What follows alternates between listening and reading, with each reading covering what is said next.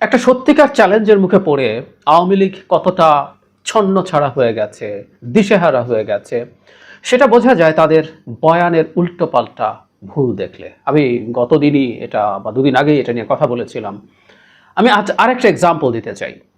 সেটা হচ্ছে, এই যে ঘটনাগুলো ঘটছে, আমাদের সামনে একটা ন্যারেটিভ আনা হচ্ছে, সেটা হলো বিএনপি জামাত আসলে কোটা সংস্কার আন্দোলনের স্টুডেন্টদেরকে সামনে রেখে সারা দেশে এই ঘটনা ঘটিয়েছে।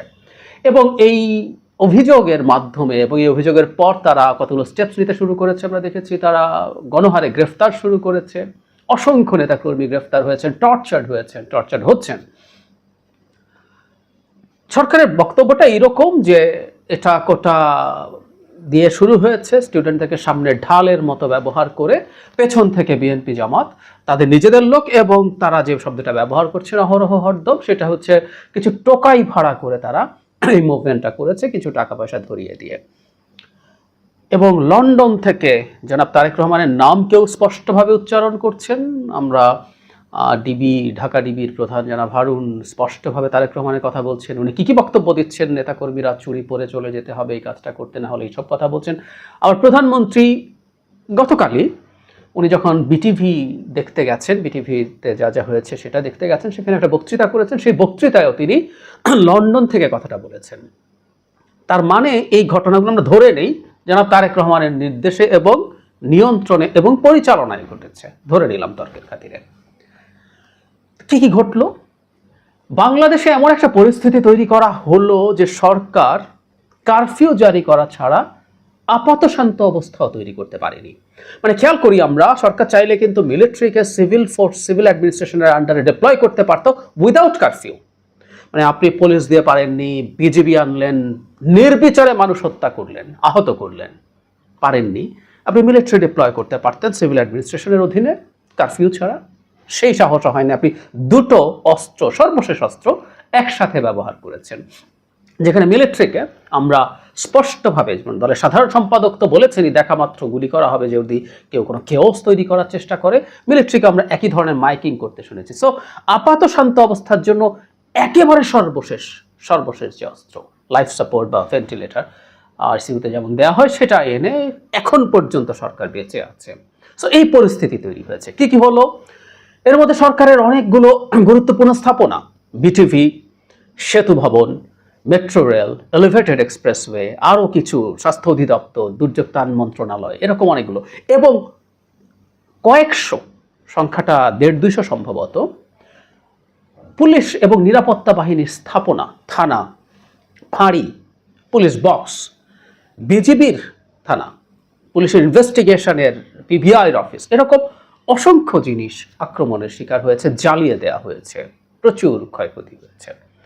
তার চাইতে বড় কথা হচ্ছে, একটা জেলা নরসিংদীতে সম্ভবত, আমি ভুল না করলে, একটা কারাগার ভেঙে ঢুকে সব কয়েদিদেরকে বের করে দেওয়া হয়েছে, কারাগারের সব নথি পুড়িয়ে দেওয়া হয়েছে, 85টা অস্ত্র লুট হয়েছে, যার মধ্যে মাত্র 11টা শটগান, বাকিগুলো হচ্ছে চাইনিজ অ্যাসল্ট রাইফেল, 8,500 রাউন্ড গুলি।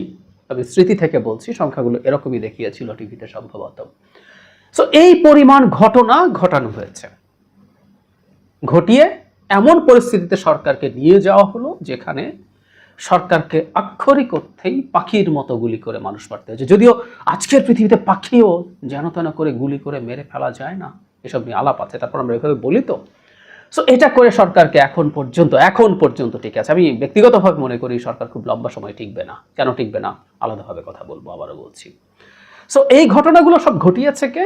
জনাব তারেক রহমান। এখন এই ঘটনাগুলো ভালো কি খারাপ, ওই ডিবেটে এখন আর না ঢুকি। কেউ বলতে পারেন হ্যাঁ, ভ্যান্ডালিজমের আলাপ যখন আসে, আমি 96 সালে কি আওয়ামী লীগ করেছে, খুব বেশি তথ্য অনলাইনে পাওয়া যায় না, তাদের এটা একটা লাখ, তখন তো আর অনলাইনে পড়িয়ে ছিল না। তারপর রেট্রোস্পেক্টিভ নানান রকম রিপোর্ট 2-4টা যা পাওয়া যায় আমি আপনাদেরকে পড়ে শোনাবো, হোয়াট দে ডিড।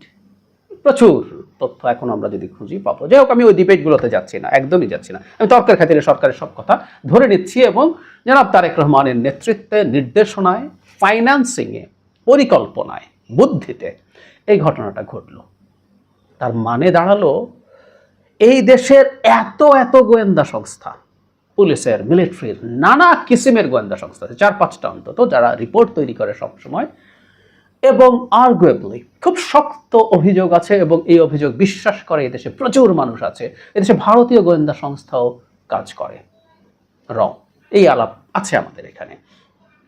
তর্কের খাতিরে, আপাতত আলোচনার খাতিরে আমরা ধরে নিই অন্তত তাদের এক ধরনের চোখ আছে, এক ধরনের দৃষ্টি আছে। ইনফ্যাক্ট এটা সরকারের পক্ষে থাকতে হবে তা না, প্রত্যেকটা পাওয়ারফুল দেশ অন্য দেশে তার গোয়েন্দাদেরকে নিযুক্ত রাখে, এটা তার হিসেব নিকেশের জন্যই রাখে এটা। সুতরাং আমরা তারা কতটুকু ইনফ্লুয়েন্সিয়াল হয়তো এটা নিয়ে ডিবেট করতে পারি, কিন্তু তাদের এক্সিস্টেন্স আছে।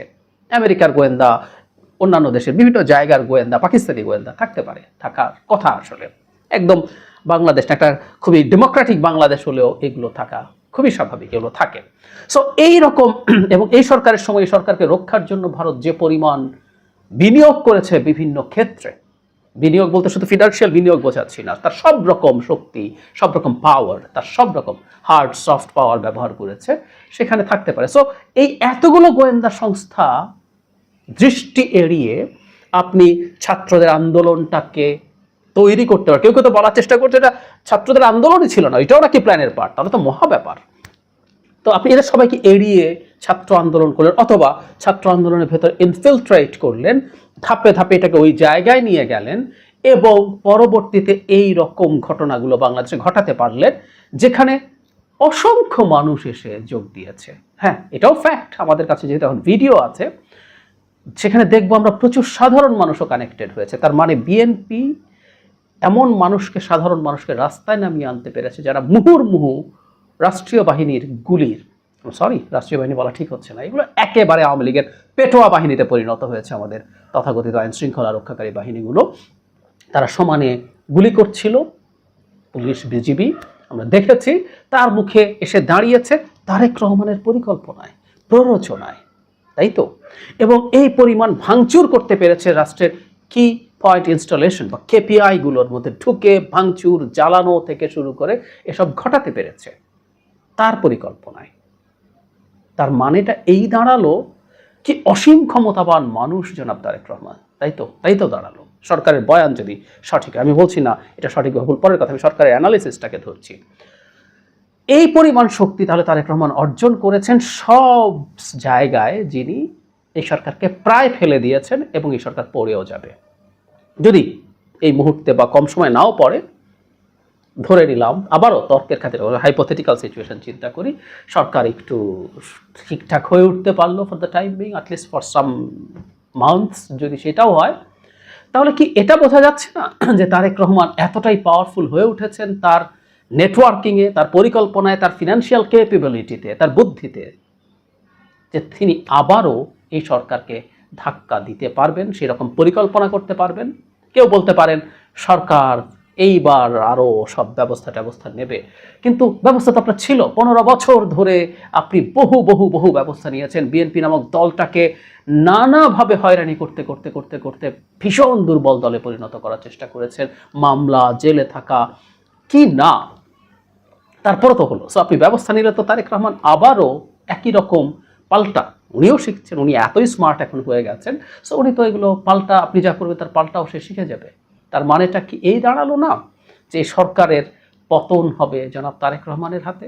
এবং এই রকম একটা মেসেজ যখন সরকার জনগণের সামনে দেয়, জনাব তারেক রহমানের নেতৃত্ব নিয়ে কিছুটা কনফিউশনও কারো কারোর মধ্যে যদি থেকে থাকে, আমি ব্যক্তিগত জীবনে দেখেছি, যেহেতু একটা ভয়ঙ্কর স্বৈরাচার সরকারের বিরুদ্ধে খুব লম্বা সময় ফাইট করেও বিএনপি জিততে পারছে না, এবং বেগম খালেদা জিয়া অসুস্থ হওয়ার পর থেকে জনাব তারেক রহমান ডিফ্যাক্টো লিডার, উনি যেহেতু পেরে উঠছেন না, হ্যাঁ অনেক সমালোচনা আছে সরকারের বিরুদ্ধে, তারপরে সবার তো এই আলাপটাও আছে যে যত যাই হোক না কেন এই পরিস্থিতির মধ্যেই তো বিজনেসটা তাকেই করতে হবে, তাকেই এই ঘটনাটা ঘটাতে হবে, যে এই সরকারের পতনের আন্দোলন সাকসেসফুল করতে হবে।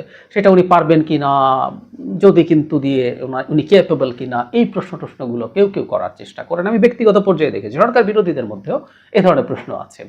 সরকারের এখনকার এই যে ন্যারেটিভ তারা মাঠে ছেড়েছে, সেটা দিয়ে আমি মনে করি এই কনফিউশন পুরোপুরি দূর হয়ে যাবে, জনগণের কাছে এটা প্রতিভাত হবে যে এই সরকারকে ফেলে দেওয়ার জন্য যদি কেউ থেকে থাকে সোফার, সেটা জনাব তারেক রহমান। সরকারই এটা এস্টাবলিশ করলো। সুতরাং আপনি বিএনপি জামাত বলে বলে এবং লন্ডন বলে বলে তারেক রহমান এটা করেছেন বলে বলে আপনি বিএনপির উপর ক্র্যাকডাউন চালানোর জন্য কিছু একটা যখন সামনে আনছেন, প্রকারান্তরে আপনি আপনার বিরাট ডিজাস্টার তৈরি করেছেন।